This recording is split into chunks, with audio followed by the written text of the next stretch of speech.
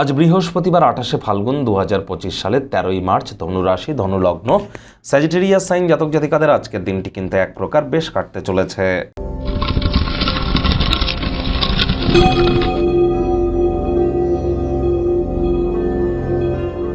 ভিডিওটির শুরুতেই স্ক্রিনে আপনারা দেখতে পাচ্ছেন দেবগুরু বৃহস্পতির বীজ মন্ত্র ওম গ্রাং গ্রিং গ্রং স গুরাবে নমঃ। এটি সকাল দুপুর সন্ধ্যা 3 বেলায় 108 বার জপ করুন, না অত্যন্ত উপকৃত হবেন। দেখুন, এই 2025 সাল থেকে কিন্তু বৃহস্পতি একটানা 8 বছরের জন্য অতিচারী হতে চলেছে। অতিচারী হওয়ার অর্থ কি? সাধারণত বৃহস্পতি বছরে একবার রাশি পরিবর্তন করে। এই 2025 সালেই তো বৃহস্পতি তিনবার রাশি পরিবর্তন করতে চলেছে।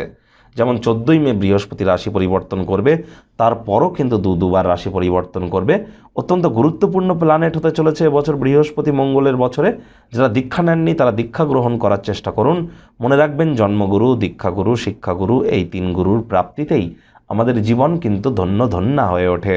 আজ পারলে নিরামিষ খাদ্য খাবার খান, সাত্ত্বিক জীবনযাপন গ্রহণ করুন, হলুদ রঙের বস্ত্র পরিধান করুন, হলুদ রঙের বস্ত্র সামগ্রী হতদরিদ্র গরিবদের মধ্যে ডোনেট করুন। এটিও কিন্তু আপনাদেরকে বহুলাংশে উপকৃত করবে। ভাগ্যমিটার আজ আপনাদের বলছে 6 আউট অফ 10। ভাগ্য আপনাদের অনুকূলেই থাকবে। স্বাস্থ্য, প্রেম, দাম্পত্য, কর্মজাগতিক ক্ষেত্রে আপনাদেরকে একটু সাবধানতা অবলম্বন করেই চলতে হবে। দিনের শুরুটাই যোগব্যায়াম, ধ্যান, প্রাণায়ামের মাধ্যমে করুন। সারাটা দিন ধরে শক্তির স্তরকে বজায় রাখতে পারবেন। স্বাস্থ্যের প্রতি যত্ন নিন, তাহলে দেখবেন সব ঠিকঠাক থাকবে। আজ কায়িক পরিশ্রমের কারণে শরীরে ক্লান্তি কিন্তু আপনারা অনুভব করতেই পারেন। অর্থগত ব্যাপারে আয় ইনকাম তো বাড়বে, তবে খরচও কিন্তু বাড়বে, যার কারণে সঞ্চয় ঘাটতি পড়তে পারে। শুধুমাত্র জরুরি জিনিসপত্রগুলি ক্রয় করার চেষ্টা করুন। চাকরিজীবী যারা আছেন, অফিসে কম কথা বলে কাজ বেশি করতে হবে, মনের থেকে মস্তিষ্ককে বেশি দাম দিতে হবে। কোনো প্রকার অফিস পলিটিক্স বা গসিপিংয়ের অংশ যেন হবেন না, বসের কিন্তু কুনজরে পড়ে যেতে পারেন। পেশাদারি ক্ষেত্রে দায়িত্ব বৃদ্ধি কিন্তু আজ আপনাদের হতেই পারে। রাজনীতিবিদ যারা আছেন, জনসংযোগ বৃদ্ধি করুন। কঠোর কায়িক পরিশ্রমের কোনো বিকল্পই কিন্তু নেই।